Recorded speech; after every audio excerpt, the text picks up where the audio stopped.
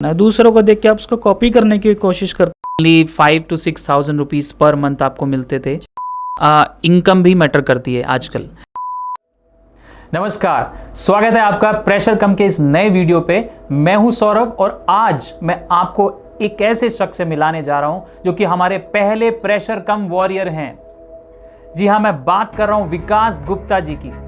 विकास गुप्ता जी जो कि हमारे इनक्रेडिबल एफर्ट्स फैमिली के साथ 15 सालों से जुड़े हुए हैं और इन्होंने इतने कम समय में बहुत कुछ अचीव किया है। ना केवल उन्होंने अपना प्रेशर कम किया है बल्कि अपनों का भी किया है। चलिए, without wasting time, let's take his interview and know what is the secret that he is holding. तो विकास जी सर, स्वागत है आपका हमारे स्टूडियो में। मैं उस विकास को जानता हूं जो 15 साल पहले किस तरीके से बाइक्स को लेकर और उन चीज़ों को लेकर आप सर्विसिंग करते थे और कितनी मेहनत करते थे। मैं उस विकास को देखता आया हूं और आपने सच में इन 15 सालों में जो विकास किया है, हैट्स ऑफ टू यू।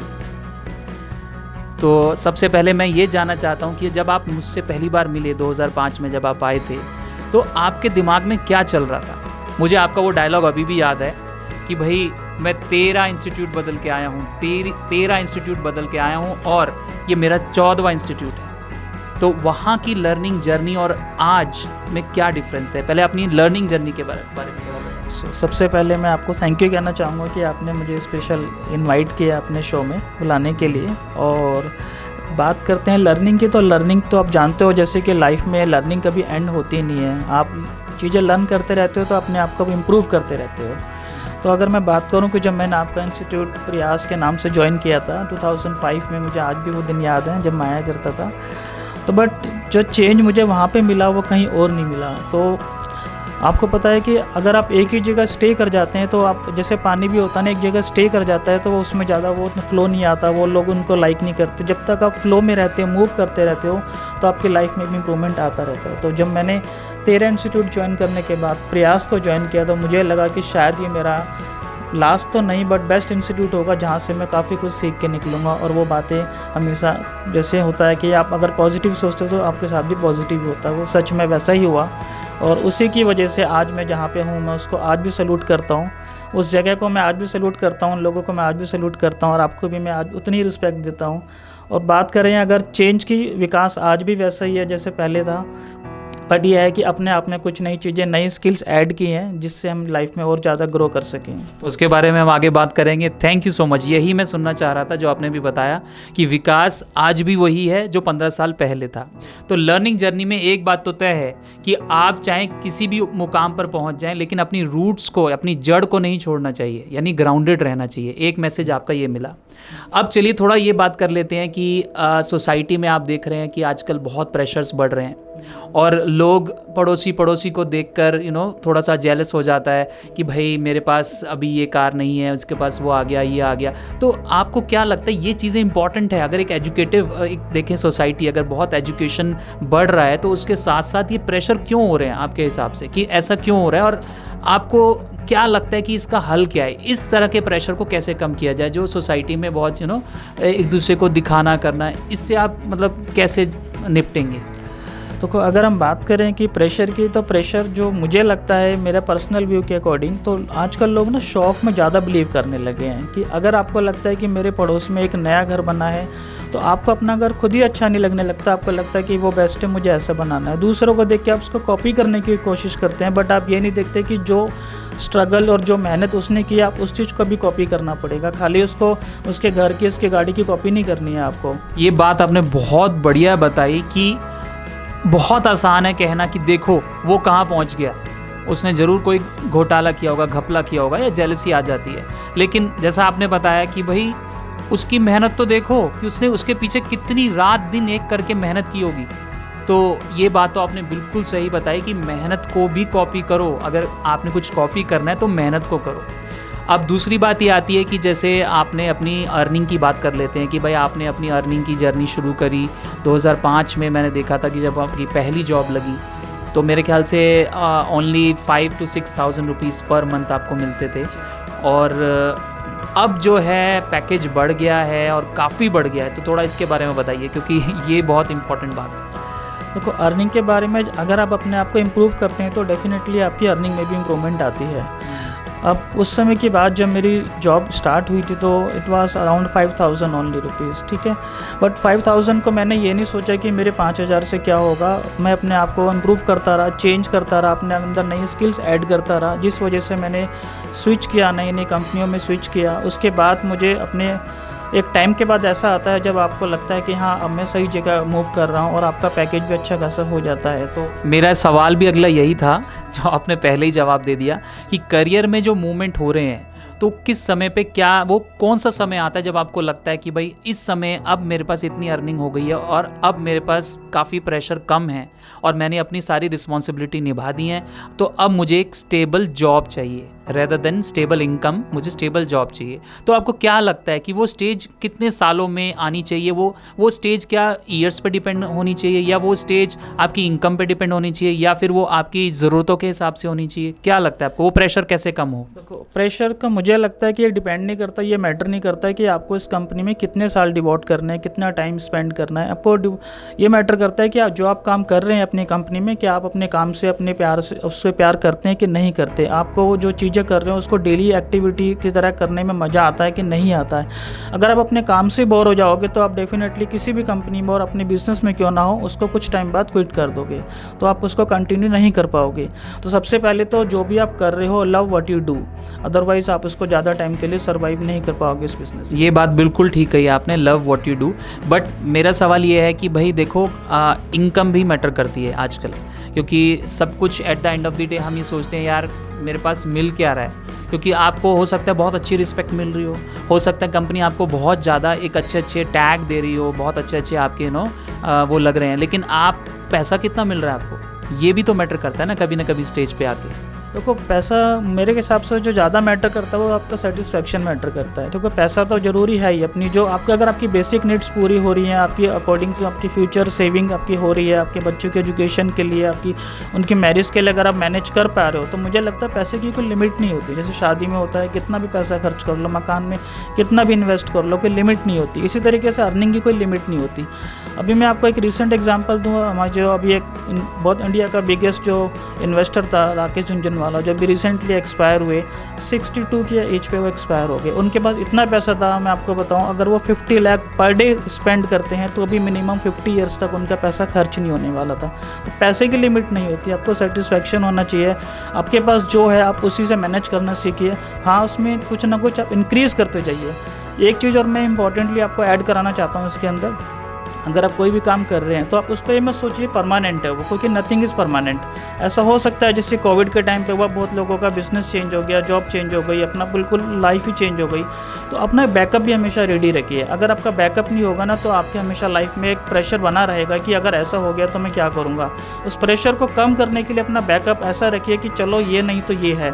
तो इसी तरीके से मैंने जॉब के ऊपर डिपेंड नहीं किया, अपना एक बैकअप भी बनाया कि इन केस कोई प्राइवेट जॉब है, हो सकता है वो कल मुझको मना कर दें तो मैं एकदम से कहाँ जाऊँगा। तो मेरे पास अगर बैकअप रहेगा तो मैं उनका काम भी होपफुली ठीक ठाक करूँगा और अपना बैकअप बिजनेस को भी बना के रखूँगा। तो इसका मतलब है कि बैलेंस बनाने के लिए बहुत ज़रूरी है कि आप एक बैकअप भी रखिए। बैकअप इन द सेंस कि कोई भी आप साइड बिजनेस या कोई ऐसी जॉब, साइड जॉब जो कर सकते हैं जिसमें आपकी कंपनी को कोई इशू ना हो, परेशानी ना हो और आप अपने को एक सेफ जोन, कंफर्ट जोन से बाहर लेकर चल रहे हैं। कभी भी अपने आप को कंफर्ट जोन में नहीं डालना चाहिए। शायद विकास जी आपका यही कहने का मतलब है कि चीज़ मैं से ऐड करना चाहूँगा, छोटा सा एग्जांपल देके मैं इसको क्लियर करना चाहता हूँ। जैसे कि आप किसी कार में कहीं पे किसी भी एक डेस्टिनेशन पे जा रहे हैं, अगर आपकी कार में मान लीजिए उस समय स्टेपनी नहीं है, एक्स्ट्रा टायर जो होता है वो स्टेपनी नहीं है और आपको एक लॉन्ग डिस्टेंस कवर करना है, तो आपके पूरे रास्ते में एक प्रेशर बना रहेगा दिमाग में कि पंचर तो नहीं हो जाएगी, पंचर तो नहीं हो जाएगी। लेकिन अगर आपके पास स्टेपनी है तो आपको वो दिमाग में प्रेशर बनेगा ही नहीं।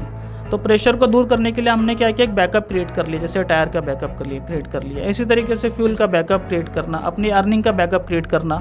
कई बार ऐसा होता है लाइफ में आदमी सब कुछ ना अपने पर एक ले लेता है कि भैया सब कुछ मैं ही करूँगा, मतलब कुछ भी करना है, एक घर को मैनेज करना है, अपनी जॉब को मैनेज करना है, बिजनेस को मैनेज करना है, तो सब कुछ अपने ऊपर ले लोगे तो आपके ऊपर इतना प्रेशर हो जाएगा कि उसको आपको रिलीज़ करना ही पड़ेगा। उस प्रेशर को लेने पर आपको एक प्रेशर अननेसेसरी अपने आप मिल जाएगा एज ए गिफ्ट, उसको कहते हैं ब्लड प्रेशर। और जब वो आ जाएगा तो फिर आप बाकी प्रेशर को मैनेज ही नहीं कर पाओगे, खाली ब्लड प्रेशर को मैनेज करने में लगे रहोगे। बिल्कुल सही फरमाया आपने। इसका मतलब ये है कि आप किसी पे डिपेंड मत होइए और अपना बैकअप लेके चलिए। आप कोई भी एक्शन ले रहे हैं, अपना बैकअप। आई थिंक यही मेरा नेक्स्ट क्वेश्चन था कि आपका मूल मंत्र क्या है जिससे ज़िंदगी के सारे प्रेशर आपके दूर हो जाएं, आप मस्त होके जिए। लेकिन आपने खुद ही बता दिया कि भाई एक बैकअप और डिपेंडेंसी, आप किसी पे डिपेंड मत होइए, क्योंकि डिपेंडेंसी का मतलब ही दुख है। अगर आप खुद देखेंगे आपके जो काम जो दूसरे पे डिपेंड हैं, तो वो कामों में आपको दुख मिलेगा ही मिलेगा, क्योंकि आप उसके लिए डिपेंड हैं। तो सबसे पहले तो अपनी नॉलेज, स्किल, और दूसरा बैकअप इन द सेंस कि मान लीजिए कोई चीज़ अचानक चली जाए तो आप क्या करेंगे, तो आपके पास उसके सही जवाब होना चाहिए। इसके लिए कोई लाइफ से रिलेटेड आप कुछ सलाह देना चाहते हैं कि जैसे आजकल लोगों को इंश्योरेंस के बारे में भी नहीं पता, और बैकअप की बात कर रहे हैं तो मुझे वहीं से याद आया कि अगर लाइफ है, जैसे हम अपनी गाड़ियों को, इन सब का, छोटी छोटी चीज़ों को ज़बरदस्ती इंश्योरेंस करना पड़ता है, नहीं तो चालान कट जाता है, ये डर रहता है। लेकिन ज़िंदगी के बारे में कोई नहीं सोचता, तो इस ज़िंदगी का प्रेशर कैसे हल्का होगा? देखो, मैं आपको इसके ऊपर एक इंश्योरेंस के ऊपर बताना चाहता हूँ और साथ में प्रेशर कैसे कम होगा। सबसे पहले तो अपनी लाइफ को ना ईजी बना दो, मेक योर थिंग्स ईजी। हर चीज़ को एक मतलब आपको लगता है कि इनिशियली वो टफ होगा, बट उसको ईजी आपको बनाना है। कैसे बनाना है? आपको कि काम दिया गया और आपको लगता है कि मुझे नहीं आता, ये कैसे करना है, कौन करेगा, कहाँ जाना है, कुछ भी नहीं पता है, तो सबसे पहले आप प्रॉबिंग कीजिए, उसके क्वेश्चंस पूछिए, लोगों से पूछिए। फॉर एग्जांपल, आपको कहीं एड्रेस पे जाना है, आपको नहीं पता, आपका पास स्मार्टफोन नहीं है, आपको उसमें गूगल मैप यूज़ करने नहीं आता, तो आप लोगों से पूछिए, सर मेरे को इस गली में जाना है, इस एड्रेस पे जाना है। तो आप यूज़, हमारा पुराना फॉर्मूला है, लोग इस तरह से पूछ के चले जाते थे। लेकिन आप क्या है, लोगों को टाइम भी बचाना है, स्मार्ट बनना है, तो उन्होंने स्मार्टफोन यूज़ करना शुरू किया। तो अब लोगों से नहीं पूछते, उनका टाइम बचता है, सीधा अपना फ़ोन पे डाला और अपना एड्रेस डेस्टिनेशन पर टाइम से पहुंच जाते हैं। तो सबसे पहले तो स्मार्ट वर्क भी करना है, अगर आप कर सकते हो। नहीं कर सकते हो तो अपनी चीज़ों को आसान बनाइए। आसान कैसे बना सकते हैं? किसी भी चीज़ को आपको उसको रिपीट करना है, उसको उसकी प्रैक्टिस करनी है। जब तक आप उस चीज़ की प्रैक्टिस नहीं करेंगे, जैसे कुकिंग हो गया, लर्निंग हो गई। और एक चीज़ मोर इसमें ऐड करना चाहता हूँ साथ में, सबसे एक मेन जो मुझे लगता है मेरी लाइफ में सबसे ज़्यादा मुझे जो हेल्प किया वो है मेरी प्लानिंग। अगर आप किसी भी चीज़ की एक ठीक से प्लानिंग करके चलते हैं ना, चाहे आपकी वो रिटायरमेंट की हो, चाहे आपकी बच्चों की एजुकेशन हो, चाहे आपकी घर की प्लानिंग हो, चाहे किसी भी चीज़ की प्लानिंग हो, अगर जो लोग अगर आप if you fail to plan, you plan to fail. So अगर आप, जैसे मैंने एग्जांपल सोचा है कि मैं अपने बच्चे को यूपीएससी के एग्ज़ाम क्लियर कराना चाहता हूं, तो अगर मैं उसको बोलूँ 12th के बाद, ग्रेजुएशन के बाद जब यूपीएससी के एग्ज़ाम क्लियर करके आ, तो उसके पास इतना प्रेशर आ जाएगा माइंड के ऊपर कि वो मुझे भी अच्छा नहीं लगेगा और अल्टीमेटली वो भी इसमें सक्सीड नहीं हो पाएगा।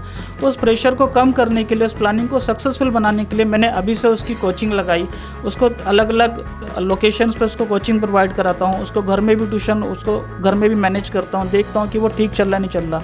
प्रेशर कोई नहीं दिया, बट हाँ उसको एक अभी से एक एनवायरनमेंट उसको मैंने प्रोवाइड करा दिया, ताकि मुझे जब तक उसके पास उस लेवल पे पहुँचे एग्ज़ाम के टाइम पे, तो वो रेडी हो, उसके पास प्रेशर ना हो, प्रेशर तो बिल्कुल पहले ही वो भूल चुका हो।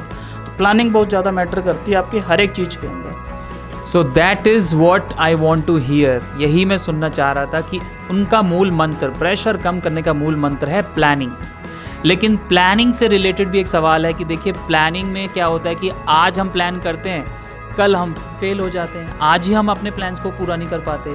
तो इसका मतलब है कहीं ना कहीं हमारा टाइम मैनेजमेंट स्किल्स भी जो है पीछे चल रहा है। लेकिन प्लानिंग, डिपेंडेंसी और तीसरी चीज़ उन्होंने बताई कि कभी भी अपने आप को मतलब सेटिस्फेक्शन मोड में डालो और अपने आप को ये सोच के चलिए कि आपको खुश रहना है और खुश रहते हुए जो भी काम कर रहे हो उसको प्यार करना है और आप खुश रहते हुए आगे बढ़े। लेकिन अब इसके अलावा अगर हम बात करते हैं प्लानिंग की, तो प्लानिंग कैसे हमारी एक्चुअलाइज होगी, क्योंकि कुछ लोगों की प्लानिंग तो यूँ फेल हो जाती है, हर एक घंटे में फेल हो जाती है। लेकिन मैं आपको देख रहा हूँ कि आप बहुत शुरू से बहुत प्लान्ड वे में चल रहे हैं और अपने 4-5 साल की भी प्लानिंग कर लेते हैं। जैसे अब हमने बहुत अच्छा एग्जाम्पल दिया कि यूपीएससी की तैयारी 12वीं के बाद नहीं होती है, आईएएस की तैयारी ग्रेजुएशन में नहीं होती है, उसकी तैयारी होती है जब बच्चा फर्स्ट क्लास में होता है। तो ये प्लानिंग में कैसे सफल होंगे? देखो, प्लानिंग सबसे पहले तो आपको जब प्लानिंग करते हो तो साथ में एक अपने आप से और अपने एक जो आप प्लान कर रहे हैं उसके साथ एक कमिटमेंट भी करना पड़ता है कि ये मेरी प्लानिंग है, ये मेरा कमिटमेंट है, उसको गिव अप नहीं करना है। प्रॉब्लम्स आएंगी, प्रॉब्लम्स नहीं आएंगी तो फिर प्लानिंग मतलब तो कोई भी कर लेगा ना, फिर तो हर आदमी सक्सेसफुल हो जाएगा। तो प्रॉब्लम तो आनी है, लेकिन आप प्रॉब्लम को कैसे मैनेज करते हो, अपने टाइम को कैसे मैनेज करते हो।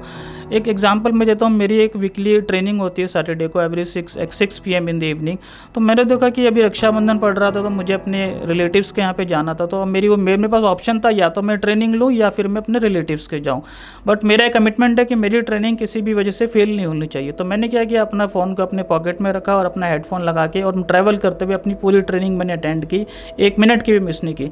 मैं इसको चाहता था, ऐसा भी कर सकता था कि ठीक है, तो अब मेरे पास ऑप्शन नहीं तो मैं उसको नहीं करता, लेकिन मेरे दिमाग में है कि मुझे करना है तो करना है। और जब आप किसी चीज़ को करते हो तो आपकी फैमिली भी आपके साथ को सपोर्ट करती है। जैसे शाहरुख खान ने भी कहा है कि अगर आप किसी चीज़ को एक दिल से चाहते हो तो पूरी कायनात आपको उससे मिलाने की कोशिश करती है। तो जब तक आप में वो डेडिकेशन, आप में वो कमिटमेंट नहीं होगा तो सामने वालों को कैसे पता चलेगा कि आपको क्या चाहिए। बिल्कुल बिल्कुल। Thank you so much Vikas for this wonderful and golden words जो आपने मुझे बताए। और आप, हमारे जो दर्शक हैं, हमारे व्यूअर्स हैं, उन्होंने भी आपके सारे विचारों को बहुत अच्छे से सुना। तो मुझे लगता है कि अब शायद एक बहुत अच्छे एग्जाम्पल्स के थ्रू समझ आ गया सभी को कि प्लानिंग भी आपकी सफल हो सकती है, प्रोवाइडेड दैट कि आप कमिटमेंट दिखाएं। और अगर मल्टीटास्किंग की बात आती है तो मल्टीटास्किंग तो देखो हर कोई नहीं कर सकता, बट एटलीस्ट अपने समय का सही सदुपयोग जरूर कर सकता है हर एक इंसान। क्योंकि जहाँ जहाँ हम समय खराब कर रहे हैं वो हम जानते हैं, उसको हटाकर हम सिर्फ अपने को सॉल्यूशंस पे, यानी कि जो भी हमने प्लान किया है उनके सॉल्यूशंस पे फोकस करके उसको पूरी तरीके से कमिटेड होकर निभाएं।